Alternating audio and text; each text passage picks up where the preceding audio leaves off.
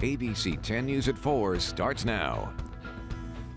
An alert going out to San Diegans this afternoon, reminding Californians of the mandatory stay-at-home order now in effect. Thank you for joining us this afternoon. I'm Kimberly Hunt. The alert came just minutes before California Health and Human Services Secretary Dr. Mark Ghaly held a news conference stressing that hospitalization rates for COVID-19 are climbing rapidly.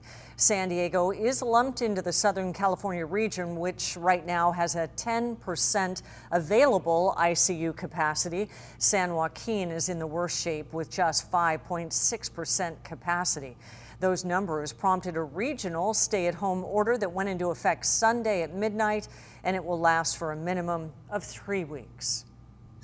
The fact is that transmission is now so widespread across our state that most all non-essential activities create a serious risk for transmission. The order is based in part on our experiences back in March when the first order did help to flatten the curve.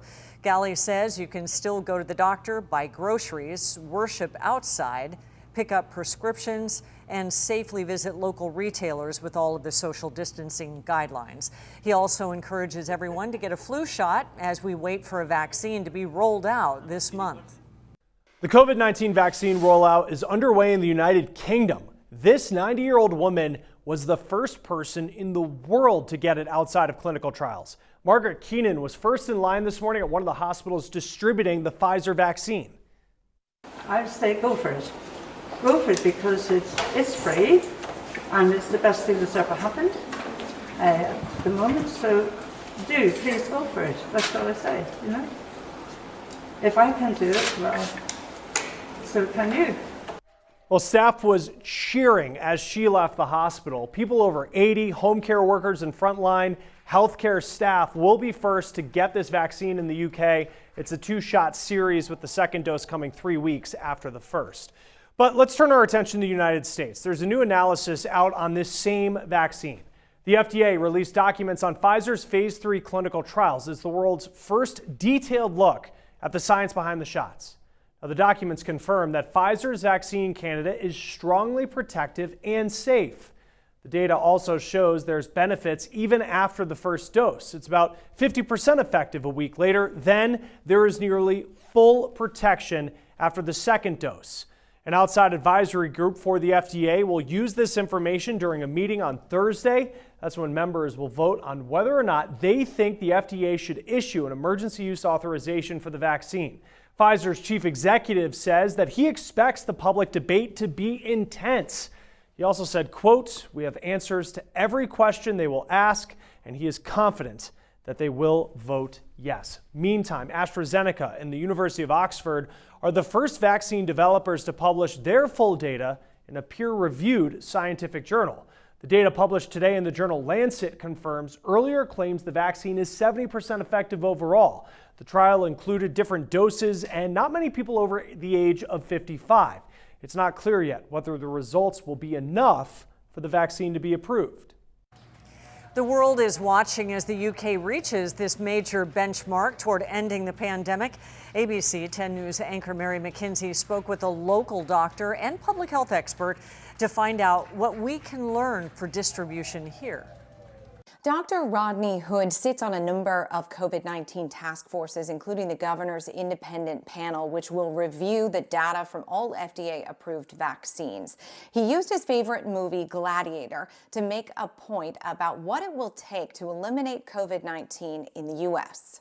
When he was put in the Coliseum, he brought together a lot of other misfit gladiators and formed a circle. He said, I don't know what's coming out of the gate, but I do know if we're going to be successful, we must stick together.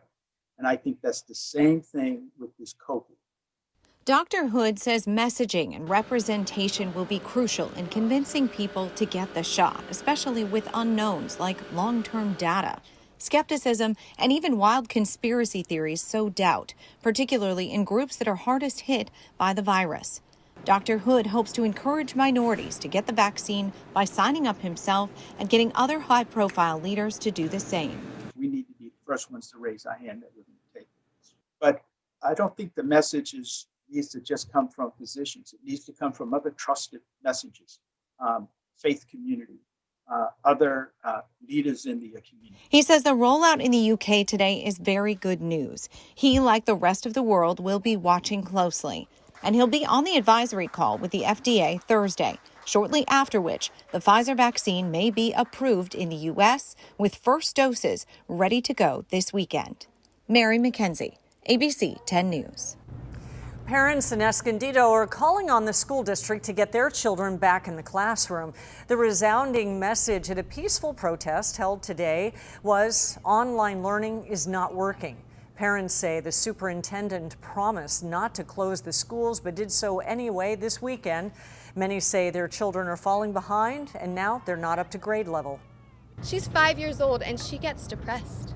She's 5 years old and she gets so hard on herself and overwhelmed and frustrated. This isn't okay to do to our children. We need our children in school, and if that is not possible, then we need to have warning. We need to be able to prepare. Superintendent Rankin Zabara spoke to parents about their concerns today, and he promised to reopen classrooms on January 12th. Also, a wildfire is burning 15 miles south of the border. It's sending thick smoke into San Diego. This is a live picture from our backyard camera. It's seen throughout much of the city area. CAL FIRE says the fire is not a threat to the U.S., but it is affecting our air quality. Smoke is visible to people across the county, turning the sky burnt orange in many places. And this second fire is burning on Otay Mountain on the border. CAL FIRE says it has a handle on this fire right now. It's at 10 acres and we are watching it. We are under a red flag warning. ABC 10 News meteorologist Angelica Campos tracking our fire conditions now. Angelica? Hi, Kim, that's right. We're still in red flag warning. The good news is that it's almost over. It'll be in effect through most of the night. Let's take a look at the winds. Gusting in Alpine, 27 miles per hour, and Crestwood, 37. And as you can see in areas like Descanso, 27 miles per hour. So at this hour, it's not terrible out there, but it's still quite windy. 28 miles per hour in Ramona, Julian, Mount Laguna, 15. And as you get closer to areas like Escondido and Poway, it's actually looking pretty good right now. You can see the areas highlighted in that hot pink. That is the red flag warning in effect until 10 p.m. tonight. And the purple, that is a high surf advisory for coastal communities. Of course, the biggest concern is how dry it is and the winds persisting through tonight, but it will start to get better tomorrow. And there's even a cool down. We'll break it all down in your 7-day forecast. We'll see you then. Thanks, Angelica. And another defeat in President Trump's efforts to overturn election results. Today, the U.S. Supreme Court denied a request from Pennsylvania Republicans to block President-elect Joe Biden's win in that state. The one-line order was issued with no noted dissents. President Trump said that he thought the justices, including 3 of his nominees, might step in and take his side, as he has suggested massive voter fraud during the election. Today is Safe Harbor Day, a deadline under federal election law. Today, states need to have certified results for the presidential election. After today, President Trump's legal team can still move forward with lawsuits, but judges will likely say it is too late to overturn results. Safe Harbor Day is always 6 days before the Electoral College meets. States are not required to make the deadline, but almost all have already. A holiday bonus sounds nice, doesn't it? Well, it may not be happening for many people this year. How you may be able, though, to still make a raise happen instead. Restaurant tables across San Diego County are sitting empty. Why one business owner is now turning to the parking lot to make a profit. Some companies are giving out some big holiday bonuses as they work to keep employees. Walmart says it will pay $300 to full-time workers and $150 to people working part-time at the end of the month. Amazon says it's also giving workers the same amount of money for a bonus this month. No surprise here, a bonus is what workers want, especially in 2020. Now, a new survey from LinkedIn finds more than half of people want a bonus over other seasonal activities or celebrations. 54% of workers expect to get a year-end bonus, according to separate research from staffing agency Robert Half. If that's not your employer, though, you do need to be realistic about why, they say. You really want to understand why the company didn't give out bonuses. Is it because the company's struggling right now and they did not want to give out bonuses so that they wouldn't have to make layoffs? Or is it just that they're really restructuring the review cycle and planning to do bonuses at a different time of year? So if you're in the boat where you're not getting a holiday bonus, consider if a raise is an option in the new year. LinkedIn's career expert says you need to ask yourself if it is the right time for you. That means finding out if you earn less than other people who are doing your job. Also, have you taken on more responsibility, or have you demonstrated some big wins lately, and are you close to getting promoted? You really want to demonstrate the value that you bring to the company. What you don't want to do is go in and share a laundry list of things that you may have done that day. What impact do you bring to the business? So if you determine it isn't the best time to ask for a raise, you can still get ready now for when the timing's better. You could do that by stepping up to help a coworker or helping with morale at your work. Today, the city is deciding whether to continue waiving fees for businesses and places of worship to operate outside in parks.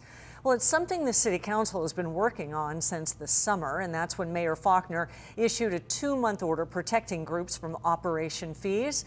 They want the order extended and the fees waived retroactively. The groups also want refunds for fees paid in recent months. Let's head back out to Angelica Campos right now, tracking winds. Otherwise, a nice afternoon out there, certainly warm. Angelica. That's right, Kim. It's almost like a stuffy air. It's so dry, but at the same time so warm. It's just not what we're used to. The sky is looking also a bit cloudy with this high clouds in place and the winds on top of it, making it feel like it's just the middle of October still. The winds right now averaging over 20 miles per hour in Alpine and Crestwood, almost 40 miles per hour. We've seen those winds all over the place, and they will continue to be gusty into tonight. Thankfully, our high wind warning has officially expired, and it actually ended early.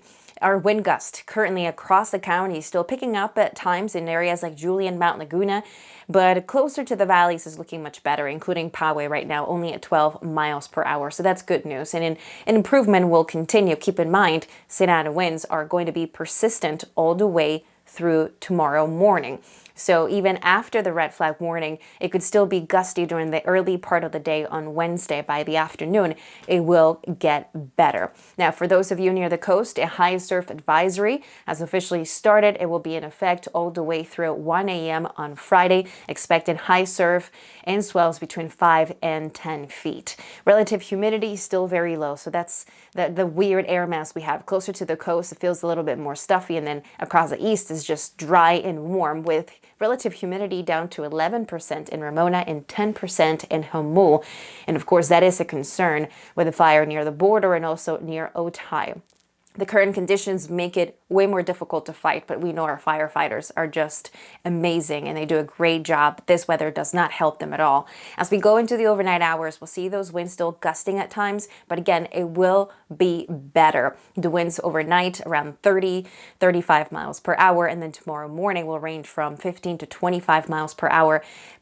At the peak of the wind, 30 miles per hour at the most, and then by the afternoon, it'll pick up again, but that's because the winds are going to be onshore and it'll bring a nice breeze. That breeze is also going to be adding clouds. It's going to cool things down for the rest of the week. So tomorrow, upper 60s at the coast and low 60s for Thursday and Friday. So that sweater weather is going to be back. Inland 80s as we continue into tomorrow, and then cooling down Thursday and Friday. Once that onshore flow gets stronger, we'll be only at 70 degrees for Friday and Saturday. So a couple of days of cooler weather before we could possibly be tracking more Santa Ana winds. The potential could be there for Sunday and Monday. And so far, it's been almost a weekly event. So just a couple of days to recover, and then potentially more Santa Ana winds. In many parts of the country, winter is challenging every year. In 2020, as we deal with the pandemic, it could feel even more difficult. But in Washington State, one man is working to keep cutting through those challenges.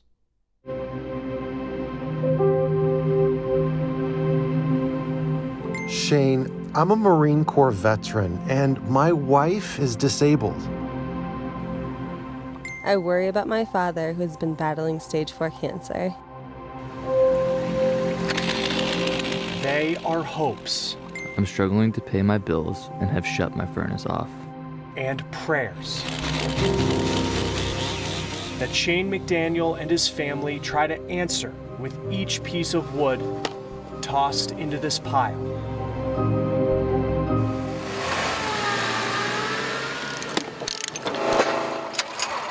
Get my 8 kids together and we split as much wood as we can, and we just keep muling and piling it up. They chop, split, and cut throughout the year, but it's when the temperature drops. This father of 8 receives countless messages on Facebook from people struggling, looking for a way to stay warm. It's a lot of messages from people that are just in despair.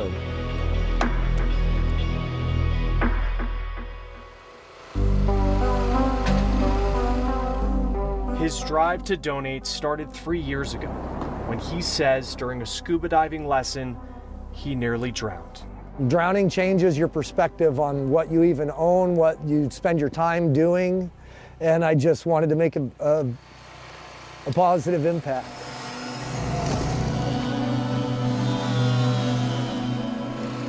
Each winter since, he's given firewood to those facing challenges. What are you working on now? People like Sarah DeReamer. Our propane bill was like $700 a month. Shane brought her firewood last year. She's a single mom working multiple jobs, something heating bills don't understand. I don't get handouts. I've done everything on my own for me and my kids. And so it's just like, it was hard for me to accept someone being nice to me. This wood goes to people fighting many kinds of battles, including one Shane knows all too well. Yep.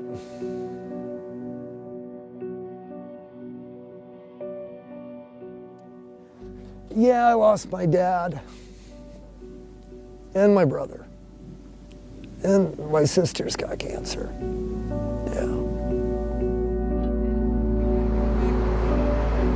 And then there are those fighting battles many of us will never understand. I said I'm a 60-year-old woman who was just diagnosed with ALS, and this might be my last winter. Cindy Zink doesn't know how much time she has left. That's what God has for me, so I'm gonna wake up every day and live that day that He gave me. But for however long she will be here, she'll be warmed by the wood in her fireplace. It's a beautiful thing because when people come over, it just draws them right into the home. Because warmth, all right, Jack, take that. especially in the most trying of times, carries a meaning beyond just temperature and flame. Those are the ones that make you say, you know what, we're gonna keep doing this. All right, now still ahead, we are going to take a look at something that may sound a little bit too good to be true. Buy now, pay later, no interest. There is an explosion of these online offers this holiday season. You just need to be careful. Sometimes it sounds like a better deal than it really is. Now, the financial experts walk us through these reverse layaway payment options, including the fine print that most people never read. Skycam Views, sponsored by Carlsbad Solar. 14 senior officers from Fort Hood will be fired or suspended over violence at the base. It follows an investigation into the deaths of 20-year-old soldier Vanessa Guillen and several others. Guillen's body was found in a shallow grave near Fort Hood in late June. Authorities say she was murdered by a fellow soldier who later killed himself. The Army says an independent review found multiple failures within leadership. What was made abundantly clear is that we got to fix our culture, particularly regarding sexual harassment and sexual assault. You know, everyone in the Army is responsible for the culture, but commanders are responsible for the climate. And so I can tell you, I told the Chief of Staff a few minutes ago, General McConville, I own this, and I'm going to get after it. And we're going to talk about that here in a second. The Army says it's initiating a plan to combat the issues on base.